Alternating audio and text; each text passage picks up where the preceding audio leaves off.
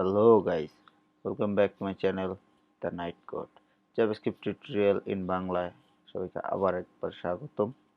আমরা জাভাস্ক্রিপ্টের চতুর্থ ক্লাস শুরু হয়ে গেছে। আজকে আমরা জাভাস্ক্রিপ্টের চতুর্থ ক্লাসে জাভাস্ক্রিপ্ট মেথড নিয়ে কথা বলবো। সো চলুন আমরা সরাসরি কম্পিউটার স্ক্রিনে চলে যাই। সরাসরি চলে আসলাম কম্পিউটার স্ক্রিনে। জাভাস্ক্রিপ্টের ফোল্ডারটাকে আমরা ভিএস করে ওপেন করে নেব। দেখতে পাচ্ছেন 1 2 3 লাস্ট ক্লাস 3 পর্যন্ত আমাদের এটা কমপ্লিট করেছিলাম। এখন আমরা ক্লাস 4 থেকে শুরু করব। ক্লাস 4 থেকে আজকের ক্লাসটা হবে আমাদের জাভাস্ক্রিপ্ট মেথডগুলোকে নিয়ে। দেখতে পাচ্ছেন আমাদের আগের যে ক্লাসগুলো কিসের বিষয়ের উপর হয়ে গেছে, string data type, primitive data টাইপের সম্বন্ধে দেখিয়েছি। এটা ছিল আমাদের কনভারসেশন, জাভাস্ক্রিপ্ট কনভারসেশনের উপর আমাদের ক্লাসটা গেছে, এবং আজকের যে ক্লাসটা হবে সেটা জাভাস্ক্রিপ্ট মেথডের উপর। সো চলুন দেখি জাভাস্ক্রিপ্ট মেথড কি এবং এটা কিভাবে কাজ করে। বেসিক্যালি আজকে জাভাস্ক্রিপ্টের আমরা স্ট্রিং এর উপর কিছু মেথড অ্যাপ্লাই করে দেখাবো। জাভাস্ক্রিপ্টের যে স্ট্রিং যেগুলো আমরা ভেরিয়েবলের মধ্যে স্টোর করেছিলাম, দেখে আসি। একটা ভেরিয়েবল নিয়ে নিচ্ছি লেট নেম নামে, আমার নামটা দিয়ে দিচ্ছি রিয়ান আহমেদ। একটা ভেরিয়েবল নিয়ে নিই গ্রিটিংস জন্য গুড মর্নিং। এখন এটাকে আমরা যদি কনসোল লক করি নেম, তাহলে সবাই জানুন সাধারণত কি আসবে, আমার নেমটা কনসোল লগে দেখাবে। বাট আমরা যদি গ্রিটিংস আর নেমটাকে অ্যাড করে দিই, প্লাস করে দিই, তাহলে কি হবে দেখে নিই। এন্টার চাপ দেওয়ার সাথে সাথে দেখতে পাচ্ছেন আমাদের শুধু নেমটা যখনই করব তো আমাদের নেমটা দেখাবে। যখন এই দুটোকে আমরা অ্যাড করে দেব স্ট্রিং প্লাস স্ট্রিং, তখন এটা অ্যাড হয়ে যাবে, দুটো স্ট্রিং এক লাইনে চলে আসবে। এবং একটা স্পেস অ্যাড করে দিলাম, দেখেন একটা স্পেস অ্যাড করে দেওয়ার সাথে সাথে স্পেসটা নিয়ে নিয়েছে। সো আমরা যে কোনো স্ট্রিং অ্যাড করার অ্যাবিলিটি রাখি, এবং এটাকে চাইলে আমরা ইনটু স্পেস এগুলো করতে পারি। তো চলুন আমরা একটা বড় HTML এর ডকুমেন্টেশনের স্ট্রিং নিয়ে নিই, HTML নামে h1। সবাই জানেন h1 কি, এবং এটার সাথে অ্যাড করে দিব একটা প্যারাগ্রাফ।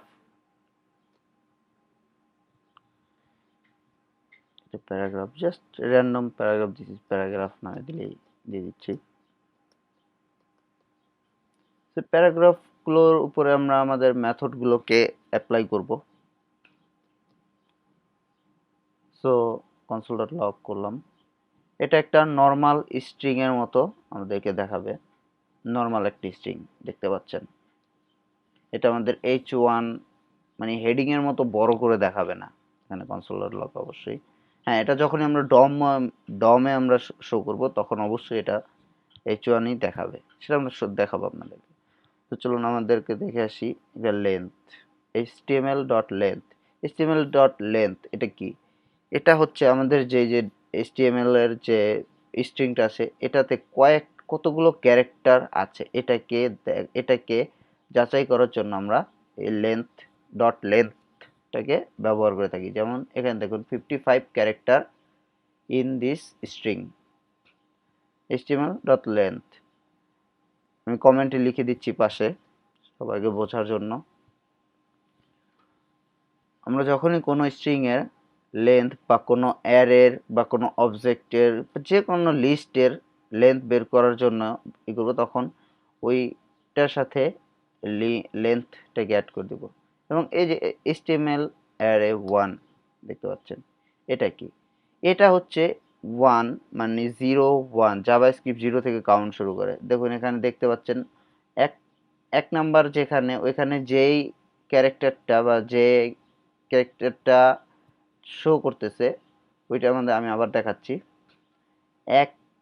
এখানে HTML1 নে যে ক্যারেক্টারটা আছে ওইটা আমাদের এখানে শো করবে।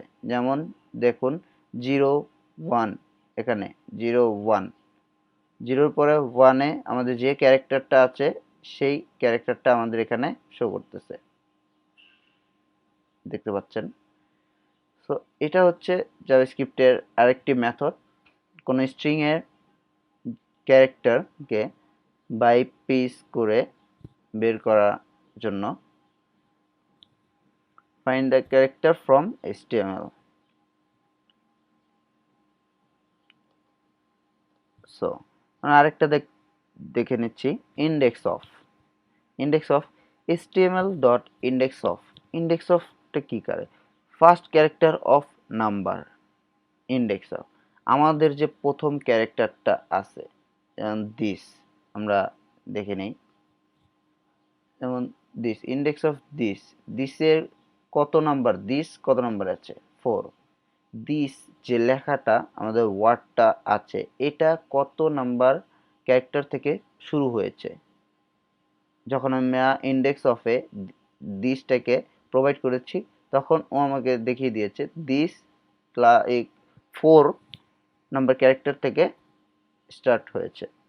আমরা আরেকটা দেখে নেই, HTML লাস্ট ইন্ডেক্স অফ আমাদের কি আছে, লাস্টে আমাদের কি ইন্ডেক্স অফ দিয়ে শুরু হয়েছে বা কি ইন্ডেক্স অফ চলতেছে এটা যাচাই করার জন্য এগুলো, এই মেথডগুলো আমাদের প্রয়োজন হবে যখন আমরা আমরা এগুলোকে কন্ডিশনের মধ্যে ইউজ করব, দেখতে পাবেন আগে সামনে। সো লাস্ট ইন্ডেক্স অফ দিয়েছি ইজ, এখানে দেখুন ইজ কত নাম্বার দেখাচ্ছে 38। সো ইজ যখনই আমরা এখান থেকে 0 1 2 3 4 5 6 করে ইজ 38 ইন্ডেক্স অফে এখানে প্রোভাইড করা রয়েছে। সো আমরা যদি ইজের জায়গায় প্যারাগ্রাফ লিখি তো সেম আমাদেরকে প্যারাগ্রাফের ইন্ডেক্স অফ দেখাবে যে কত নাম্বার ইন্ডেক্সে প্যারাগ্রাফটা অবস্থান করতেছে। সেম ইজের ক্ষেত্রে দিজের ক্ষেত্রে আমরা যদি চাই যে পি যেটা আমরা ট্যাগ ব্যবহার করেছি সেটারও ইন্ডেক্স অফ বের করতে পারবো এর মাধ্যমে। আমি পাশে লিখে দিচ্ছি কমেন্ট থেকে। কনসোল ডট লগ করে আমরা একটি মেথড দেখে নেই, স্লাইস মেথডটা হচ্ছে যে কোনো ওয়ার্ড বা কোথাও থেকে কোনো একটা নির্দিষ্ট স্থান থেকে কোনো একটা নির্দিষ্ট স্থান পর্যন্ত, যেমন 4 থেকে 9 নাম্বার ইন্ডেক্স পর্যন্ত যে কোনো ওয়ার্ড বা সেন্টেন্সকে রিমুভ করার জন্য আমরা স্লাইস ব্যবহার করে থাকি। সো দেখতে পাবেন, আমরা এটা কেটে দিই, সুবিধা হবে এক লাইনে দেখার জন্য সবাইকে।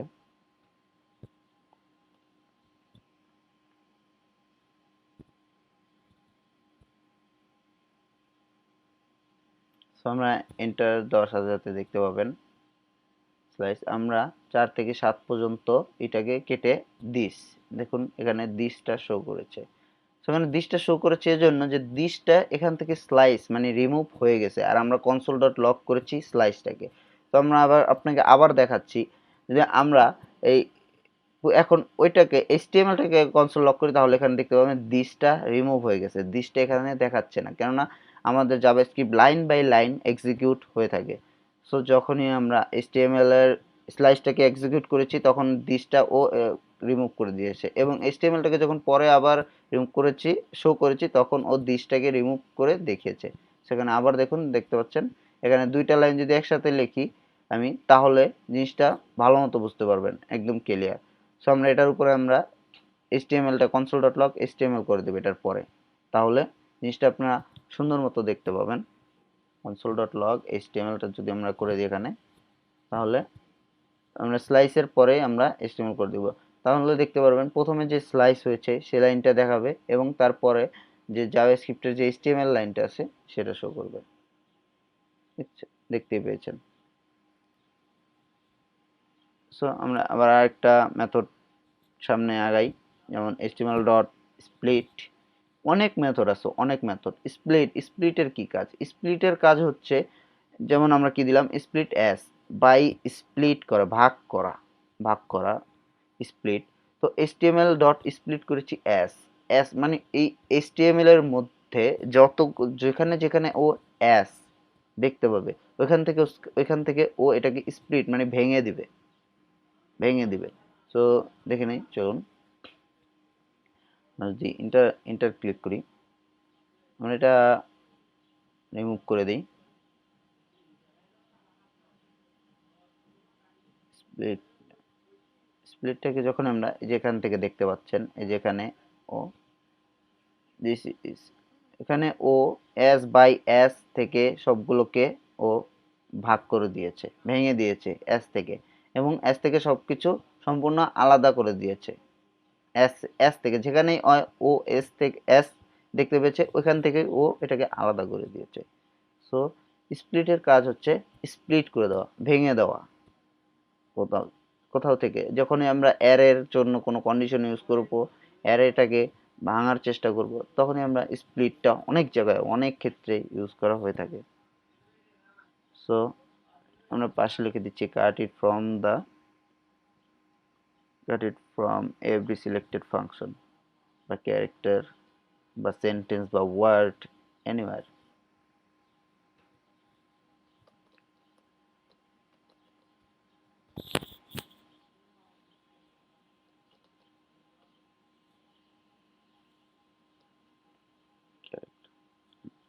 আমরা একটা আরো অনেক মেথড আছে, আরো কিছু মেথড দেখে নিই।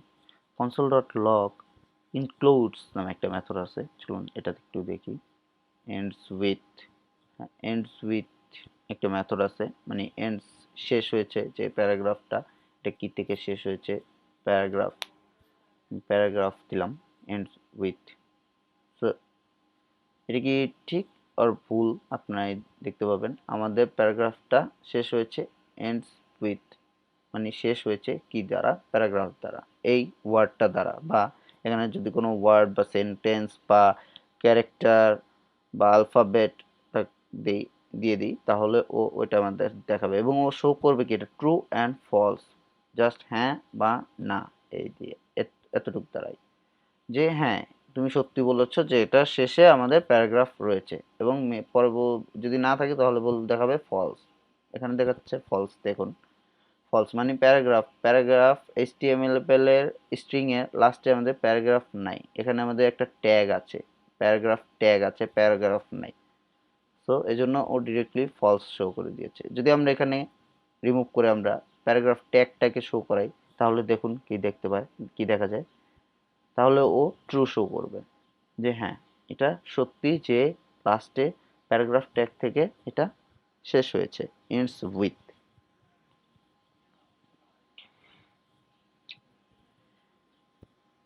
মেথডগুলো অ্যাকচুয়ালি প্র্যাকটিস করতে হবে, এগুলো দেখে সাথে সাথে প্র্যাকটিস করতে হবে। এটা মনে রাখার কিছু নেই, এটা মুখস্থ করার কিছু নেই, এটা মুখস্থ করার মতো জিনিস না, এটা অ্যাভেলেবেল ইন্টারনেটে আছে। সো আমরা আরেকটা দেখছি console.log html substring 3 থেকে 18। অ্যাকচুয়ালি html সাবস্ট্রিংটাও আমাদের স্লাইস মেথড দেখেছেন, আই হোপ মনে আছে, স্লাইস মেথডের মতো। এখানে দেখতে পাচ্ছেন যতটুকু 9 থেকে 18 পর্যন্ত যতটুকু সেন্টেন্স হয় বা ওয়ার্ড হয় ও ততটুকু ও রিমুভ করে দিয়েছে, এবং এখানে শো করেছে বিকজ আমি console.log সাবস্ট্রিং করেছি, এজন্য এখানে আমাকে এটা শো করতেছে।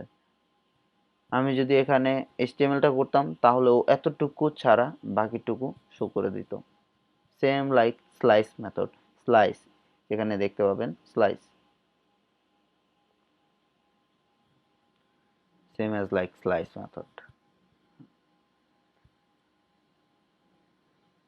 সো আমরা আরেকটুকে কমপ্লিকেটেড করে এটাকে কাজ করি, চলুন আমরা টেমপ্লেট লিটারাল নিয়ে একটু কাজ করব।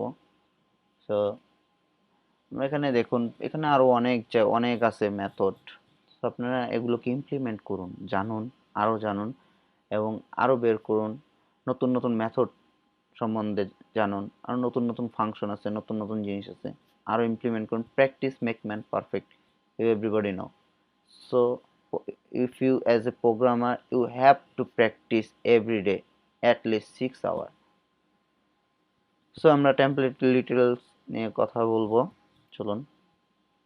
লেট ফ্রুটস, আমরা কিছু ভেরিয়েবল নিয়ে নিই।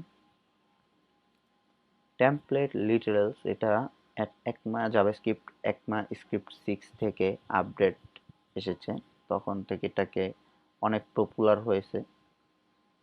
হয়ে গেছে এটা। চলুন আমরা দেখি এটাকে কি করে ইউজ করা যায়। অ্যাকচুয়ালি যে কোনো স্ট্রিং এর ডাইনামিক ডাটা অ্যাড করার জন্য টেমপ্লেট লিটারাল ইউজ করা হয়। তো এই যে আমরা একটা ব্যাকটিক ইউজ করলাম, এটাকে টেমপ্লেট লিটারাল বলা হয়। এটার মধ্যে আমরা একটা প্যারাগ্রাফ লিখব, h2 h1 p tag h1 tag, এবং প্রত্যেকটা ট্যাগে আমরা যে লেট ভেরিয়েবল গুলো নিয়েছি এগুলোকে ইউজ করব $সাইন কার্লি ব্র্যাকেটের মধ্যে। এখন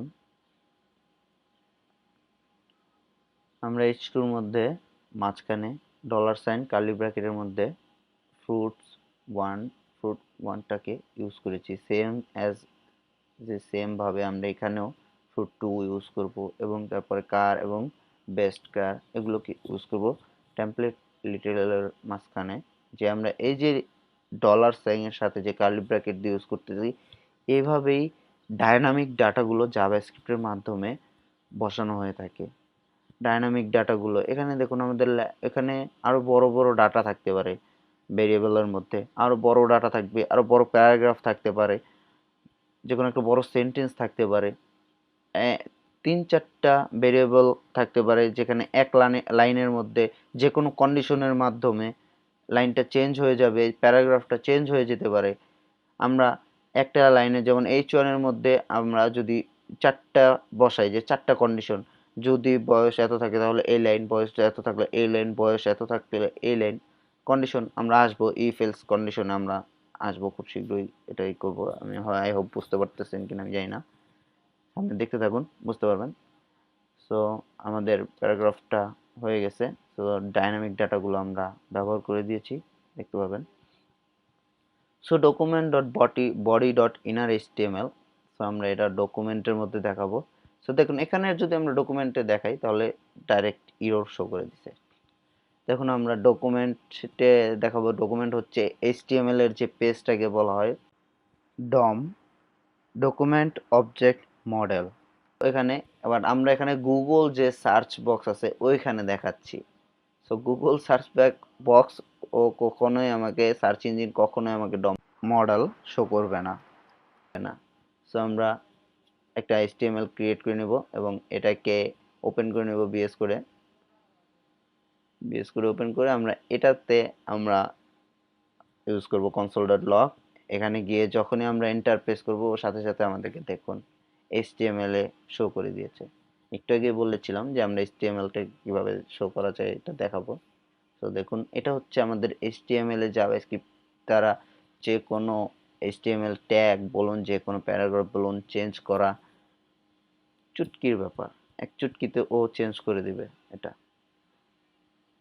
সো ছিল আমাদের ডম, যেটা মানে ডকুমেন্ট অবজেক্ট মডেল। সো এটা আমরা সামনের ক্লাসে দেখতে পাবো। সেই পর্যন্ত সবাইকে থ্যাংক ইউ। আজ এই পর্যন্তই ছিল ক্লাস।